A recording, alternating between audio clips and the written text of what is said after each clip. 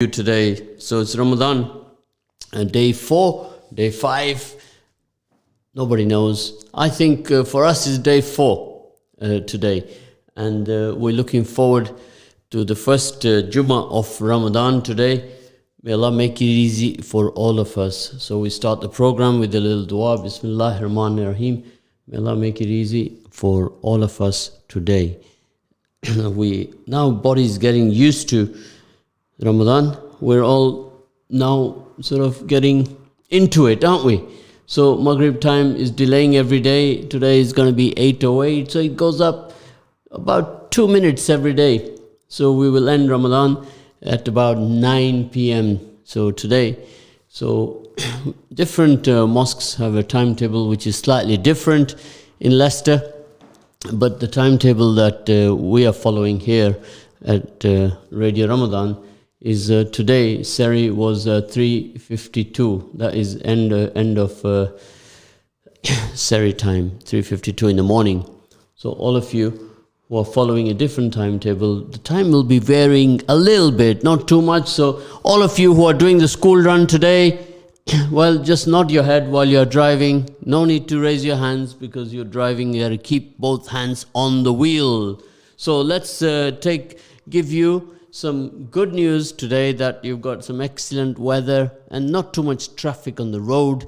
So you got to really appreciate that, So it's going to be a nice, easy day for you all. So what's been happening this week? We have been very active on the COVID matters. Yesterday we had in the studio at 5 p.m. John Boyce. He's the leader of the Oadby and Wigston Council. And he was also very sad to report to me that 160 deaths have happened in Oadby and Wigston, and the rates are very high in there. So this is the question: why are the rates very high in that particular area? We need to get to the bottom of that. So we're going to be talking to some experts who will come and give us all the stats and give us some figures, because it is a matter of concern why the rate should be very high in that particular area. It is a matter of concern for sure. So we are here on the Evington Road, and it'd be interesting to do some comparisons between this area and that area. But clearly, when we come here to the studio every day, we see many people, they're not respecting the social distance, they're not paying attention, and this is a problem indeed. So we need to address that problem and try to find out how we are going to deal with this particular matter. So it is very important for us all to be on top of our game and respect all the social distances that we are told about for the last year. Now, it has not been easy at all.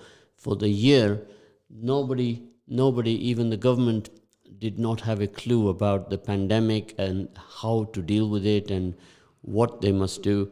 And we've all been caught, and we don't know what is right, what is wrong.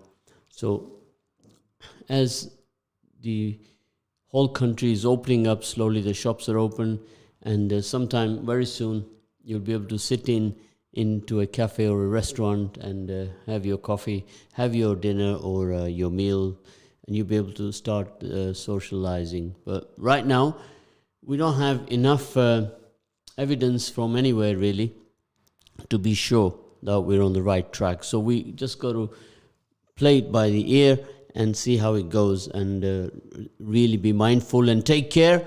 Everybody, if you're listening in right now, you must pay attention and take care and how we deal with matters here, right?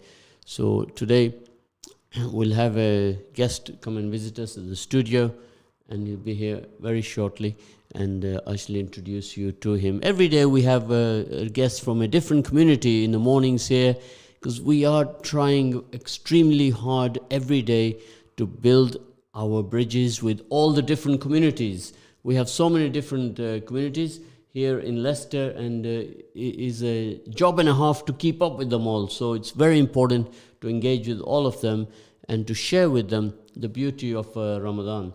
So you can listen to us on Ramadan.fm on our website. If you just go in there, www.ramadan.fm, And we can be reached on the Ramadan FM on the radio, and Instagram Ramadan.fm, and Twitter Ramadan FM, on the YouTube also. And of course, if you have Alexa at home, you'll also find us there.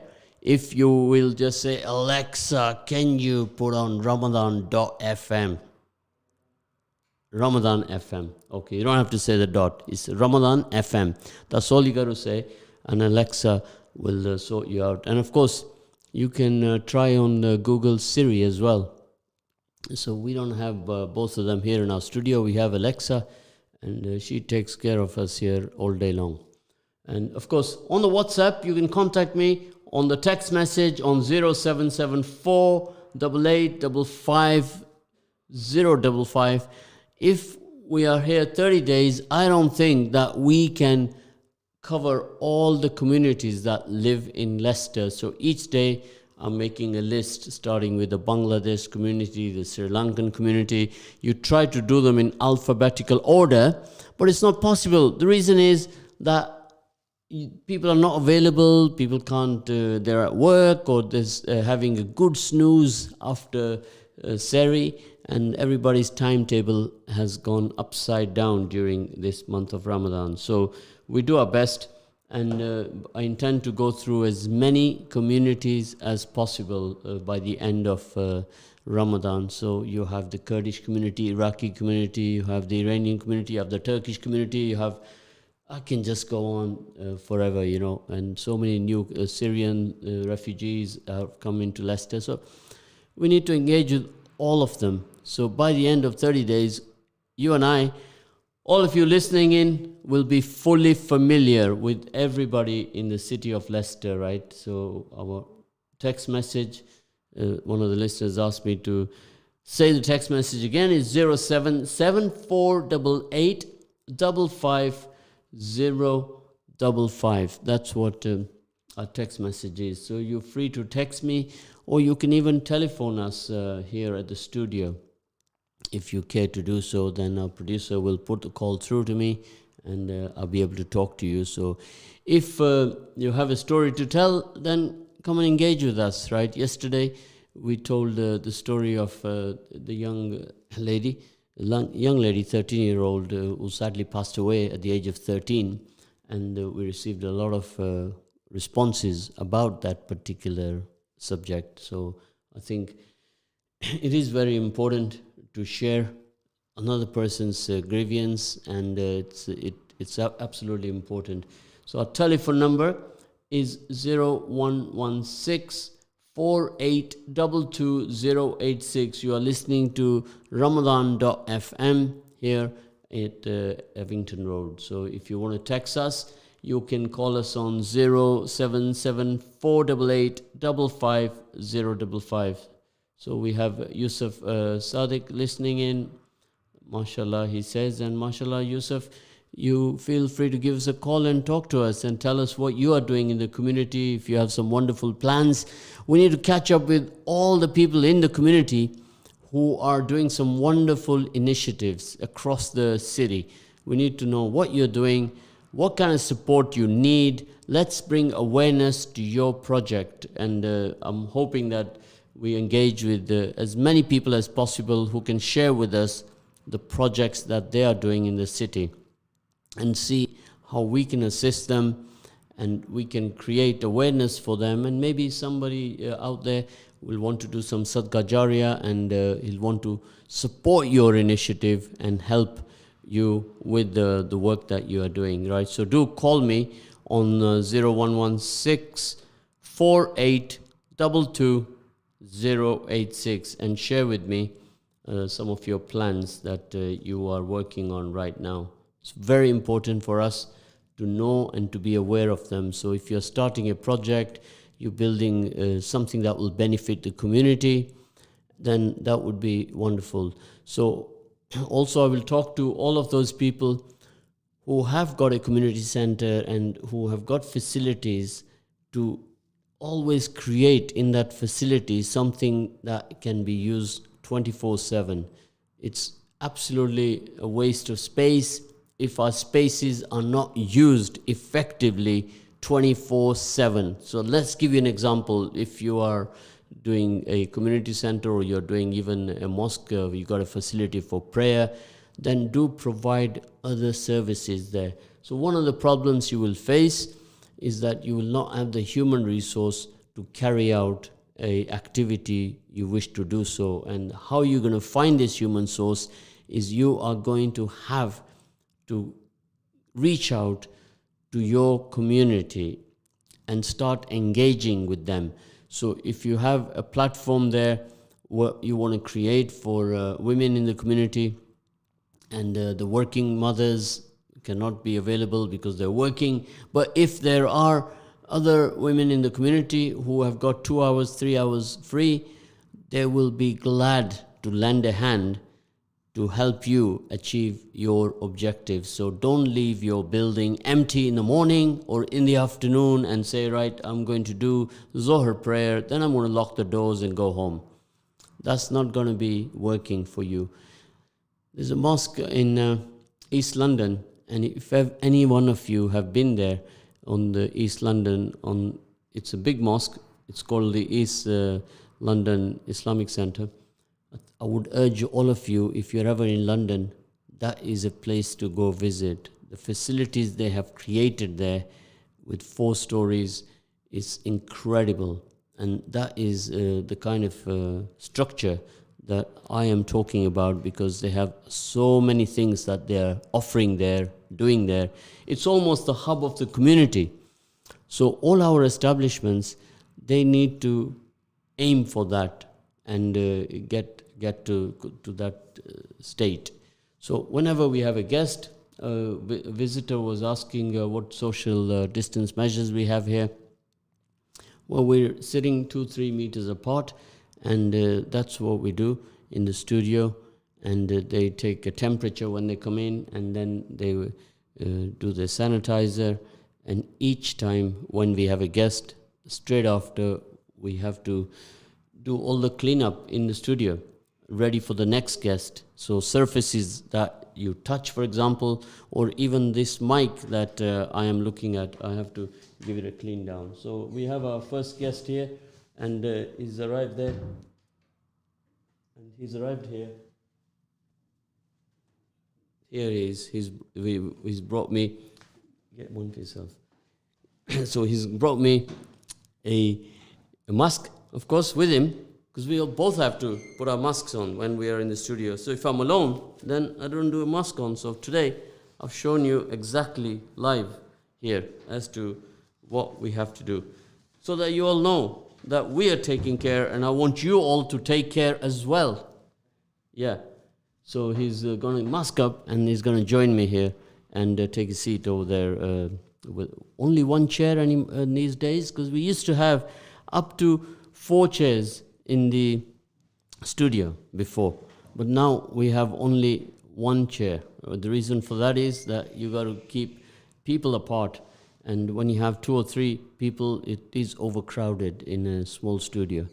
So this is how it is in other studios as well. If you go to a BBC studio, you'll find the same situation. So welcome our guest this morning. He's arrived here in a timely manner, and like the rest of you, he's always struggling with his mask. And still he hasn't got it right, because he hasn't got it over his nose. So we have to very strictly apply some rules about how to mask up in the studio, right?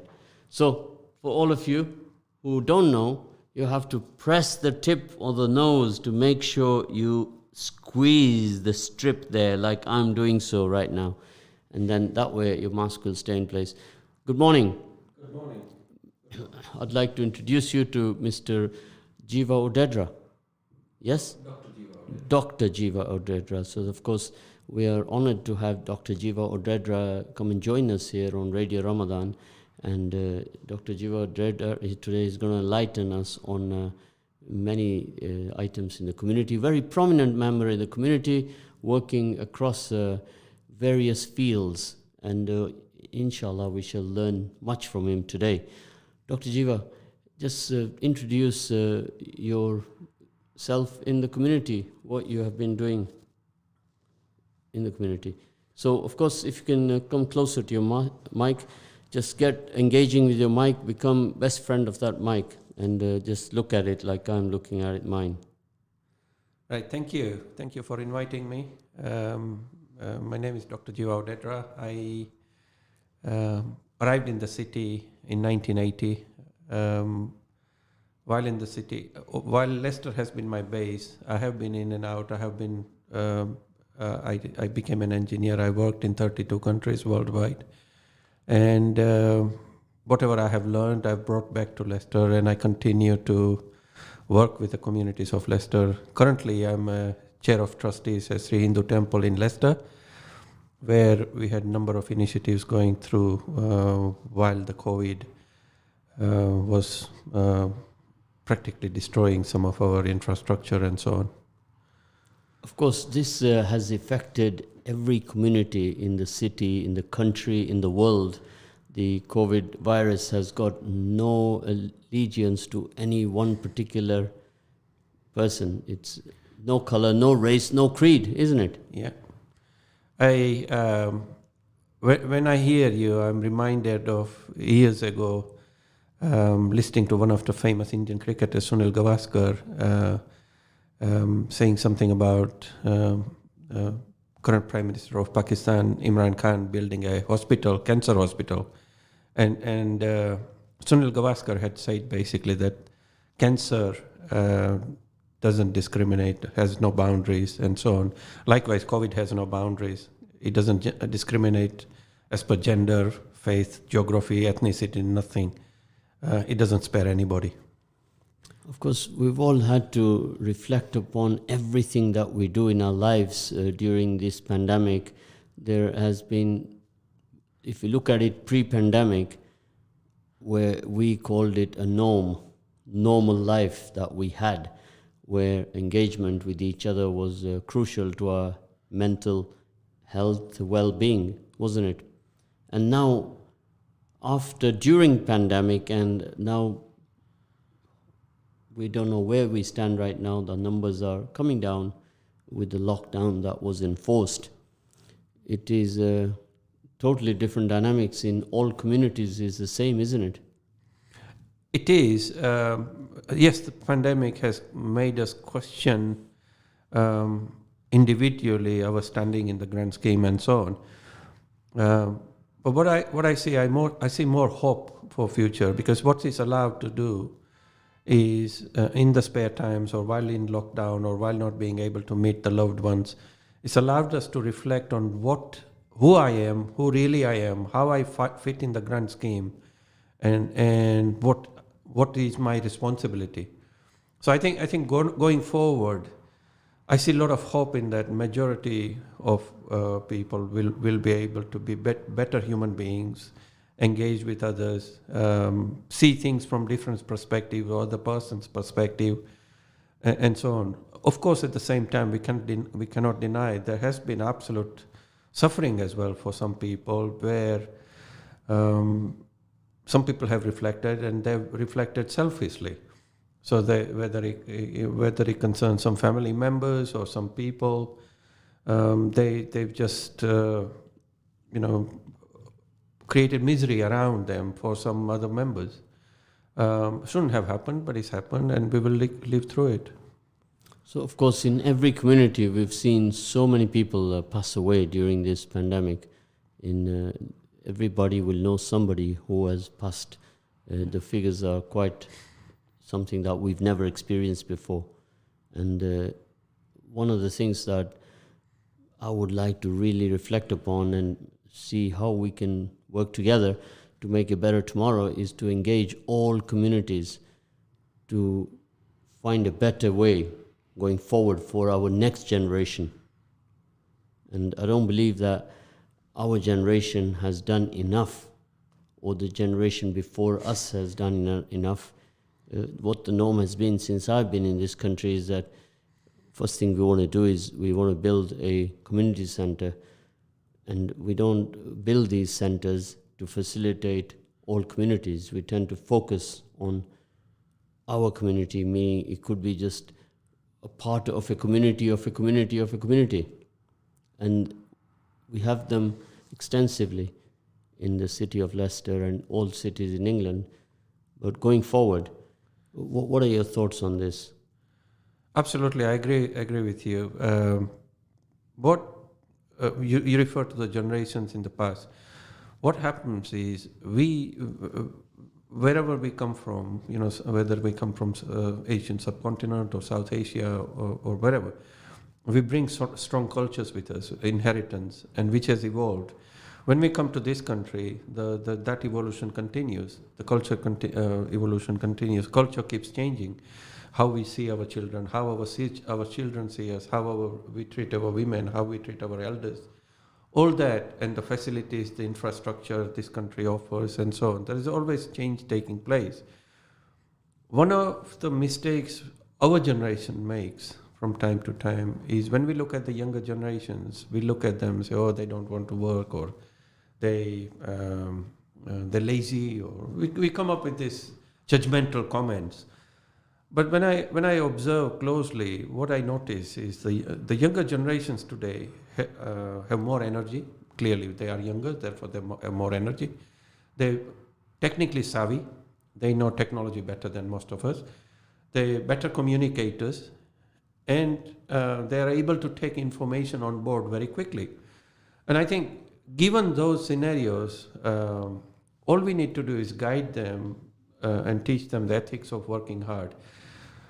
There is no replacement for physical graft. They have to be prepared. They have to be prepared to work. Whether they, like our elders, you and I, we often discuss. We are Ugandan Asians. When our parents came here, our fathers may have owned their own businesses and so on in Uganda, but when they came here, they became postmen. They became foundry workers or laborers. And why? Because they were doing it for their own children. And likewise, I think our children have to recognize that while the changes are taking place, you can't get away from working hard physically. Of course, this week we have focused a lot on the COVID and the pandemic and the vaccine. So we have at the weekend some experts who will come and talk about the vaccine on Saturday and Sunday. The reason we've chosen Saturday and Sunday for that is more people are listening in. Well, of course, today the listenership is not on time every time, because people are catching up on all the various social media platforms, on the Facebook, on the YouTube. So radio today has dramatically changed, where it is more following the digital platforms available to us all. So you can see a message up there from Ruki. Being in lockdown has definitely given people something to think about. Reflection can be positive or negative. The most important thing is that we know who we are, what we do, why we do it. Accountability and responsibility is key. And of course, we talked about this yesterday when we said that what is our purpose in this life? What is the reason we are here? What we're here to do? And this is very much of a key point, where reason and meaning, these are two things that have to be understood by everybody. You have a reason to live, and what is your meaning to be in this world and what we can do. So yesterday we talked to John Boyce. He's the leader of the Oadby and Wixton Council, and we talked about these things very much. And he mentioned to me that in Oadby and Wixton we have a mosque, we have all these various different community centers or places of worship, and they're looking now also at a mandir, a temple over there. And I was reflecting back upon what he said, that what about bringing all these communities together, right? Why are we not focusing enough on that? I think absolutely needed. Where the accountability and responsibility comes into play. But there's something we all have to do, and that is know exactly who I am, what my place is, and then how I relate to the world outside. And I think that dwells into more of a spiritualism. You know, ultimately, if you look at it, as I exist, as I sit here, there is body, there are senses, there is mind, and so on. But there is something else which connects you and I and others, much more important and permanent. You know, senses change as you get older. You know, we're getting to a stage where we wake up in the morning and we want to do something. Our mind says we must go and get this done today, and the body says no, not today. Let's leave it till tomorrow. And so that body-mind conflict develops. But most importantly, during COVID, people had time to reflect, and I think one of the things we got to be able to know is who I am and how I relate. Unless we discover that, we're going to be continuously coming up with these ideas and forever saying that we've got to bring the community. But what is a community? You yourself is a community. You know, the world's greatest boundary is our skin. What exists outside and what exists inside. We know very little about what we do inside the skin. And I think our thoughts, the way, you know, in our cultures, irrespective of religions, these things are there, you know, your thoughts, words and actions. विचार वाणी वर्तन बोलते हैं हमारी भाषा में हिंदी में बोलते हैं you know, and this is an ancient saying, goes back few thousand years. Whatever you think, you must say it, and whatever you say, you must do. And the problem starts for most of us when we start compromising with these things. What we think we don't manage to say, and what we manage to say is not what we are prepared to do. And that's when we hit trouble for ourselves and create misery for others around us. Of course, this going forward, we really need to create these platforms, isn't it, where we are more engaged collectively as a community going forward. We are immigrants, you and I, but our children here, they'll never identify with the word called immigrant, and it is not really pleasing for them to fill a form in. If you go for your vaccine, they ask you, what is your ethnicity? And they're quite happy when you tell them my ethnicity is human being, right? And they have a laugh. But the reality is that if we have to fill every form in based on our ethnicity, or how do you define that, you know, your ethnicity? Our children, they're born here, we're almost third generation here, or even some I've counted in some families, they are here 6 generations. The 6th generation has started here. So that says something, isn't it? That why are we, after 70 or 80 years actively been in this country, still being questioned about our ethnic divide? Extremely important topic. I often do a lot of thinking myself, hours and hours when I go for walks. I also discuss with my loved ones, my friends and families. There is a problem here. Problem is that if you look at United Kingdom, it's a small island in North Sea with a handful of people, always coming in and out, this island. Yet when you study deeply, when you study its history, certainly since Queen Elizabeth I, and we are very fortunate to have Bradgate Park near Leicester, where Lady Jane Grey was based and so on, and subsequent history of England is out there. What I notice is, you mentioned very good example that we've lived here for 70, 80 years in the community, but have we really integrated? Have we acknowledged this island and its culture, the reserved British nature? You know, you and I go abroad, when we come back, we land at Heathrow and we say, thank God I'm back at home. 99% of that. But yet, we are always saying we're having to fill this form, we are having to this fill form. Because have we become rulers of this, as part of this culture where you can sit back and say British ruled the world for so many years, 200 years, they ruled India and Pakistan and so on, and therefore they should be seen in a particular light. We're going to take a little break now, and we shall continue with this particular topic. It's very interesting, and we shall then talk to you. Thank you.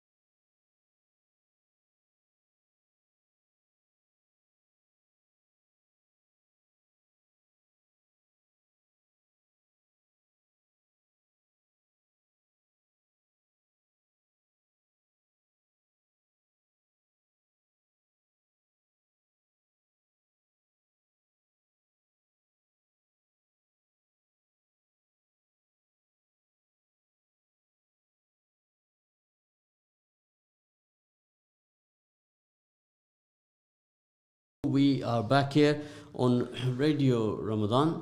We'd like to continue with our discussion with Dr. Jiva Odedra, who has joined us from his specialty community in Leicester, right? So just remind everybody, Dr. Jiva, which community are you working with, and which is the community organization that you represent? I work with all communities of Leicester, but the main one at the moment, the role I have is I'm a chair of trustees at Sri Hindu Temple in Leicester on St. Barnabas Road, East Park Road. Of course, he's also very active in the community in terms of engaging with the wider communities in the city. Of course, we have a huge diversity here, don't we, now in Leicester, from when the influx of the Asians came into the city in the 70s. So you came here in the 80s. Yeah. So that is... I just before I answer that question, the point I was making earlier, that a reference to elders and we, having to form field still as and defining or identifying our ethnicity and so on. My point was that if we are living here for 70, 80 years, our children has to start being part of the system. They need to start form writers rather than form fillers.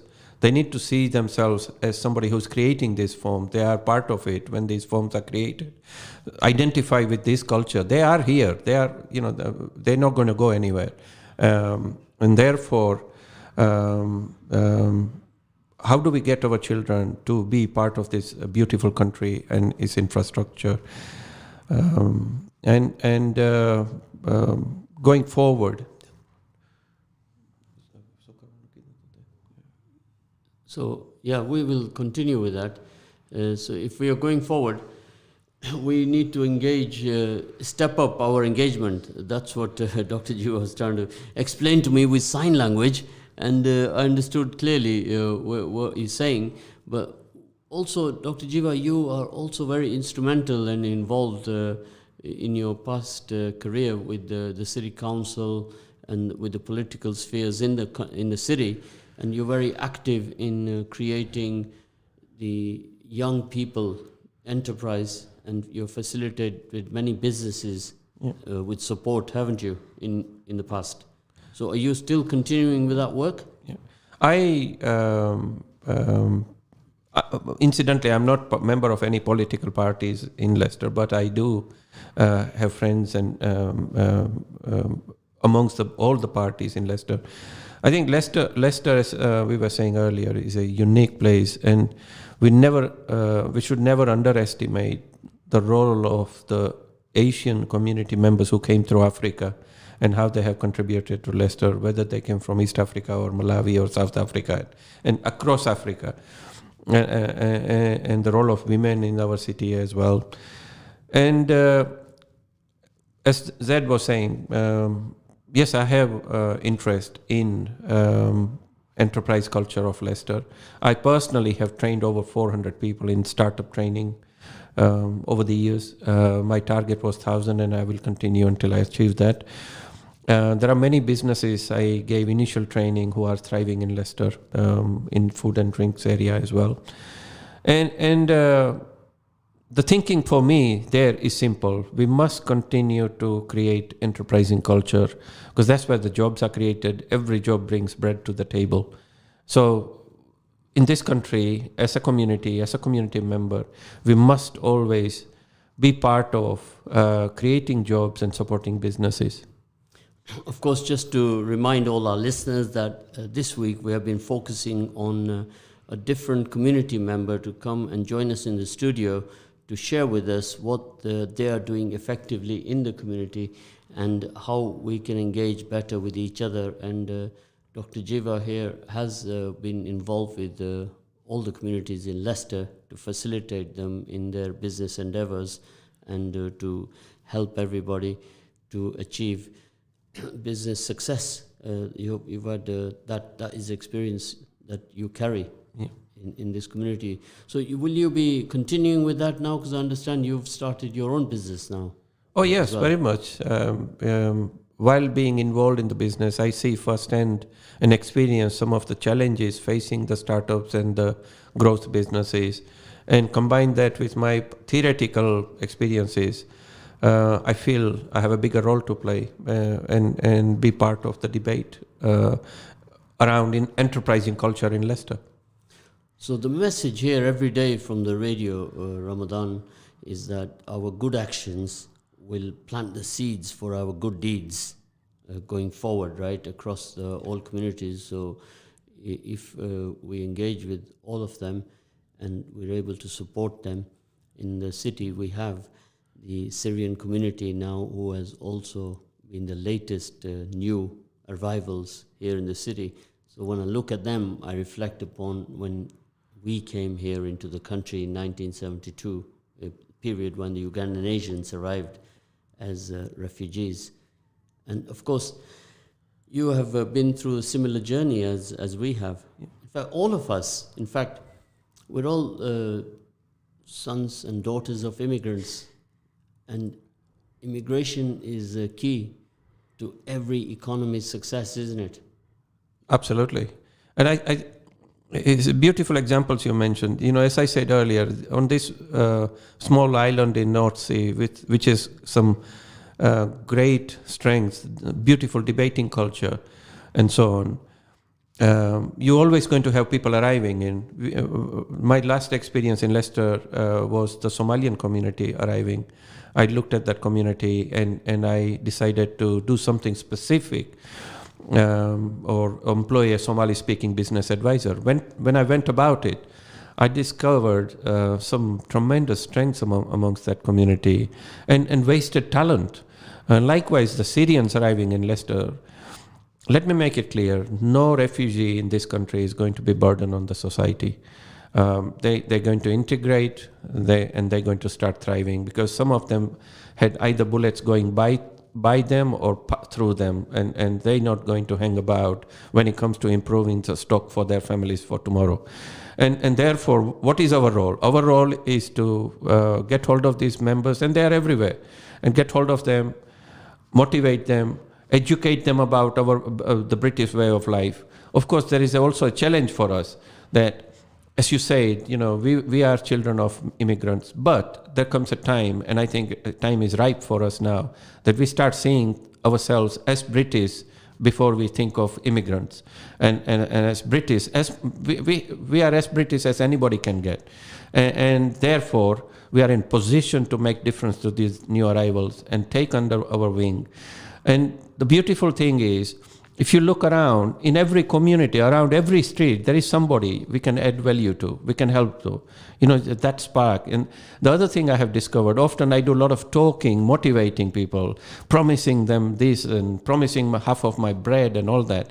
You know, the truth is, I've never had to share my bread with anybody, because that motivation often is sufficient for people to go and fly and do something, knowing that if I fail, there is Dr. Odedra here who will help me.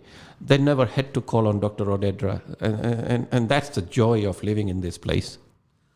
So this is an example for all of us to follow. Is like Dr. Jiva Odedra is here today because he's one person in the city who has reached out to all the communities in the city across the board, and his experience with the Somalian community, with even the new Syrian refugees who are arriving here, is absolutely the way forward for all of us, where there's no barrier, there's no culture, creed, race issues, and the way forward is for all of you who are running community organizations. I know many of them that work actively in that sector are reaching out to these communities and supporting them, like especially in this period where hardship is on the table right now, and these families, they need that support.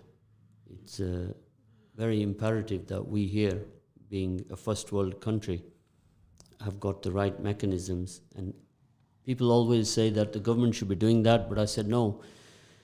We as members of the community, it's our duty to take the bull by the horn, as they say, and support these communities going forward.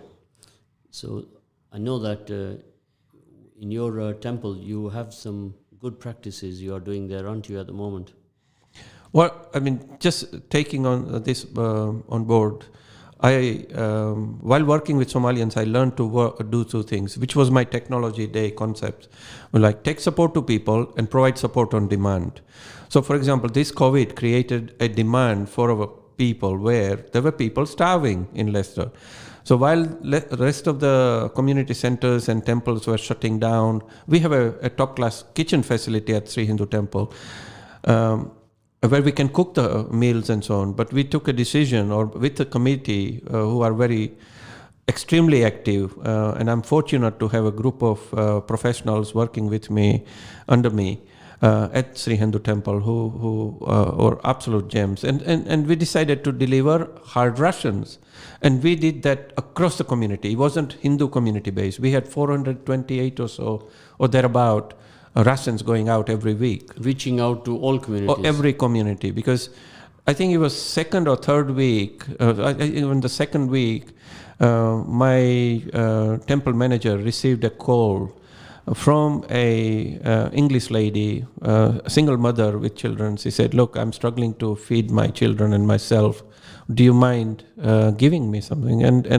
And I was asked whether we should do, and I said, "You shouldn't have even bothered to call me. You just get on with it, and make sure from now on we provide anybody and everybody. Don't think of a particular community or geography. Just go out and deliver. And if you run short, let me know. I'll find the ration for you." Of course, a food pack. Right now, I know across the board, all the communities, the Muslim community, the Sikh community, the Hindu community, they've all stepped up in this pandemic, and the names to list would be too long. Yeah. And I applaud all of them, and I pray that Allah will bless them all for the good work that they have been doing and they continue to do, because by no way this is over. We have the job losses coming ahead of us right now, Dr. Jiva, and this social fabric is going to be affected with all these job losses, isn't it? Absolutely. There are community centers who are continuing to work, and their burden is going to increase. And yes, there are tough times coming out after the end of the furlough, but in this country, as a community, we will manage. We will learn to get through it. And this question about government should do this for me, but ultimately we get the government we deserve, whether it's local or national. And secondly, we are the government. If you think about it, we make the difference individually. Yes, the government has an agenda. The elected government has an agenda for national outlook and international outlook. We have an agenda of working in our neighborhood and looking after our own people. So ultimately we are also part of this government, and we should take pride in it. Of course, every one of us in the community can make a difference. And sometimes I tell everybody that to make a difference, even if you make somebody happy, make somebody smile, you are making a difference. And you'll instill some positive energy into them. So this is going forward. With the COVID, some businesses were able to get a loan. Some businesses were getting support from the city council to pay their rates. And many were selling products online. But by no means are we out of the water yet. So many businesses have been affected by the COVID, and the government support cannot be criticized, because they have supported businesses across the country. And Dr. Jiva, if I go to some of the countries I visited during COVID, they've had absolutely no support. In Africa, for example, they don't have this support structure at all. The government doesn't have any money in the first place. How are they going to support anybody? So we are very fortunate in that respects, aren't we? Absolutely. This country has two things going for us. They will always support enterprising culture, and they will always try and create more jobs and sustain those jobs. we have to continue to be part of this and help the communities. Yes, there is a lot of support. At the same time, we got to acknowledge that COVID has forced us to look at the business models. There are different business models. We have to think through. You mentioned online. People are trying out the role of high street, the shops in the high street. Some say they have changed. There is no footfall at the moment. Maybe when the footfall is there, it may come back. So the business models continue to evolve in different sectors, and there are opportunities, more opportunities than losses, I think. Yesterday we were talking to a gentleman from Bangalore, and he was sharing with us his remote working from there. Of course, most of the people who went away to India and Pakistan, they've stuck there. They haven't been able to return because many of them are not keen to pay the 1,750 per person to stay in one of the isolation hotels. So if they're a family of 4, then it's quite a lot of money to add to their budget. So many have got that option where they can work remote, but many do not have that option, remote working. And he was talking to us about tomorrow's world, how digital is going to be taking over, which we are all aware of, aren't we? Yes, very much. Technology has helped in some ways, and it will continue to help. These measures where people are stuck and internationally, geographically displaced at the moment, I hope they are temporary measures, and soon we will return to normalcy. But we are having to deal with it. So hospitality, retail, entertainment, these have all been badly hit and have had the biggest impact from the COVID restrictions. And these are the areas that were employing large number of young people who have borne the brunt of the job losses that we have seen throughout the country and throughout the world, right? So this is the area that we will all be focusing on to see how we can support this from our businesses collectively as a team. So we have a lot of work to do in this area, don't we? We have, and I remain hopeful that the sectors you mentioned, they were the first ones to start suffering as part of the COVID. But when we start returning to normalcy or normal situation, hope that these sectors will grow faster than the others and take on people. As for the youngsters who have lost, I had a family member who lost a job. No fault of that person, absolutely none. Yet they were victims. Having made redundant at very young age is not a nice experience for anybody. But they will learn. They will diversify their skill set. Now we have other thing to think about, which is we are out of Europe, and taking on new skills like European languages and so on, and be part of the ruling class in this country and thrive. So today we've touched upon the COVID, we've touched upon working together as communities, and we have so many subjects that we could discuss here today, but unfortunately we don't have that allocation of time. But there were issues that when we are working together as a community, we are covering the issues of diversity and inclusion. Yeah. Right? So this is what I want to emphasize to all the listeners, that this is a very, very important issue, is that we have to all work together as a team and go forward collectively, and we'll have a better opportunity out there. But if we're all going to be segmented, then that is going to be a problem, isn't it? Absolutely. I see opportunity here. As I keep referring to this beautiful place we call United Kingdom, each one has opportunity, and each one of us brings a unique ingredient to the table. When we put it on table, the others will start conspiring to turn that into a meal, successful meal, right? At that point, we should stop being precious about our own ingredient and enjoy the meal. So in that sense, I think everybody brings culturally. We have tremendous cultures, each one of us, and new arrivals, and we must use that to integrate into the British culture. Of course, if you look around the world and you see the story of Steve Jobs, he was an immigrant. He was a Syrian. Syrian, yeah. He was the son of his father was Syrian, wasn't he? Yeah. And you see, across the world, people got to always remember that the world was born out of immigration. People migrated to different countries, different continents, and you see America, Canada, New Zealand, Australia. They were all born from mass immigration, weren't they? The countries I mentioned. You just reminded me. I remember recently having a conversation with a dear friend in Bradford, Dr. Mohammed Khan, who is well read and is a professor at Bradford University.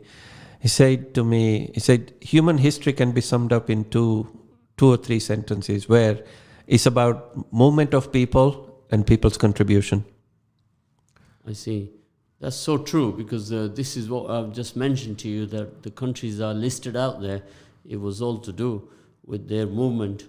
So movement of people from one country to another is termed as immigration. And then is that contribution. Yeah, so in some respects, I've got to say that a lot of us, majority of us are very fortunate. We arrived here on a plane, but many of the immigrants that arrived here did not have that same kind of a journey. Many of them have lost their lives on the sea, and we've seen a lot of tragedies throughout the Mediterranean Sea, and we here watch it all on TV, and we feel sorry for these people, but so we have to consider that we're all very fortunate.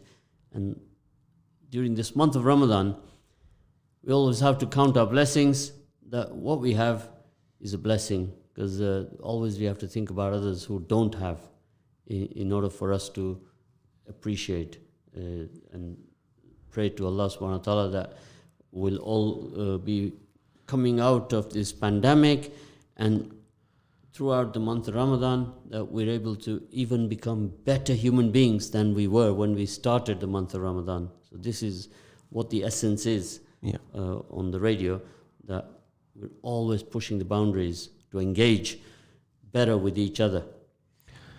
One thing I will say to our listeners is